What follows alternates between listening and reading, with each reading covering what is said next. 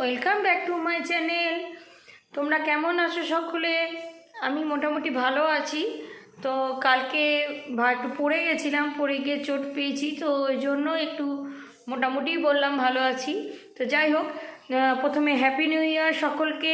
আমার যত বন্ধু বান্ধবী যত আছে তাদেরকে সকলকে আমার হ্যাপি নিউ ইয়ার।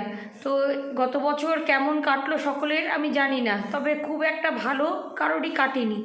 ভালো মন্দ মিলেই জীবনটা যায়। তো যাই হোক, 2023-এ যেন সবার ভালো কাটে এই শুভকামনা করে সকলকে আমরা হ্যাপি নিউ ইয়ার উইশ করি। তো তোমাদেরকেও হ্যাপি নিউ ইয়ার। আর এই বছর আজকের দিনটা সকালবেলাটা শুরু করেছি, পাশে কাজকর্ম কমপ্লিট হয়ে গেছে। তো এখন আমাদের টিফিনও খাওয়া হয়ে গেছে, তারপরে ঢুকলাম রান্নাঘরে। তো রান্নাঘরে আমার হাজব্যান্ড বাজার টাজার করে নিয়ে এসেছে, তো এখনও সেইভাবে জোগাড় যন্ত্রণা করে উঠতে পারিনি।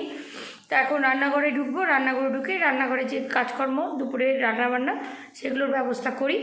তো যাই, চলো রান্নাঘরে। বাজার থেকে পাঙ্গাস মাছ নিয়ে এসেছে, আর এই পাঙ্গাস মাছগুলো আজকে আর রান্না করব না। আর এখানে দেখছো ছোট ছোট মাছ, এই মাছগুলো আমার মেয়ে আজকে খেতে চেয়েছিল বলে এই মাছটাই আজকে রান্না করব। পাঙ্গাস মাছটা রেখে দেবো ফ্রিজে বুধবারের জন্য, কারণ আগামীকালকে মঙ্গলবার, নিরামিষ খাই আমরা। তো যাই হোক, এই ছোটো মাছটার একটা ছোট্ট ভাপা টাইপের রেসিপি করছি অল্প একটু, যেটা তোমার কাঁচা সর্ষা তেল দিয়ে মাখিয়ে স্টিম করে দেয়। তো যাই হোক, টমেটো, কাঁচা তেল, পেঁয়াজ সবই কাঁচা কাঁচা দিয়ে এটা স্টিম করতে বসিয়ে দেয়। তো আমিও স্টিম করতে দিয়ে দিয়েছি। আর এদিকে প্রেশার কুকারে মুসুরির ডাল বসিয়েছি। আর বাকি যে ছোটো মাছটা দেখছো, এই মাছটাকে ভেজে ভাতের সঙ্গে খাবো বলে মচমচা করে ভেজে রাখছি, যাতে মুসুরির ডালের সঙ্গে খেতে ভালো লাগে। তো ওই জন্য এই মাছটাকে আলাদা করে ভাজছি। আর কিছুটা মাছ তো তোমাদের দেখালামই যে ওটা আমরা ভাপা করছি। তো চলো আগে এই মাছটাকে ভেজে নিই, তারপরে অন্যান্য আইটেম।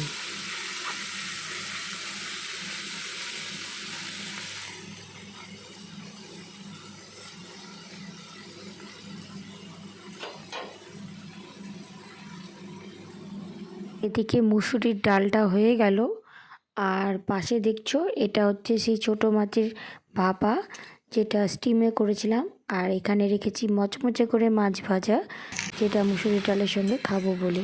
এটা আর একটা নতুন আইটেম, এটা বহুত দিন আগে দেখেছিলাম। এটার নাম হচ্ছে পেঁয়াজকলির লালু ভুলু।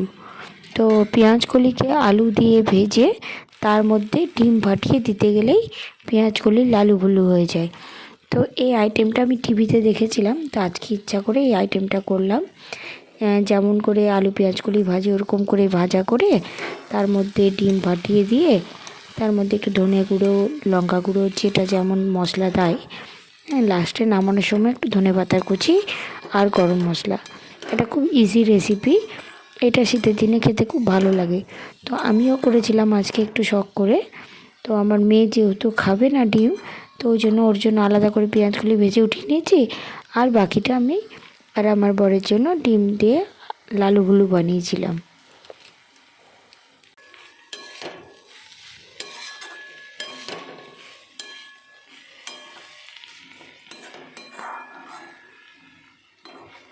রান্না প্রায় শেষ, তাই ধনে পাতা কুচি আর কিছু গরম মশলা দিয়ে রান্নাটা এখন নামিয়ে দিব।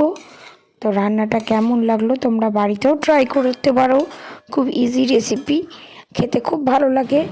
তো এই হলো সেই আলু পেঁয়াজকলি লালু ভুলু।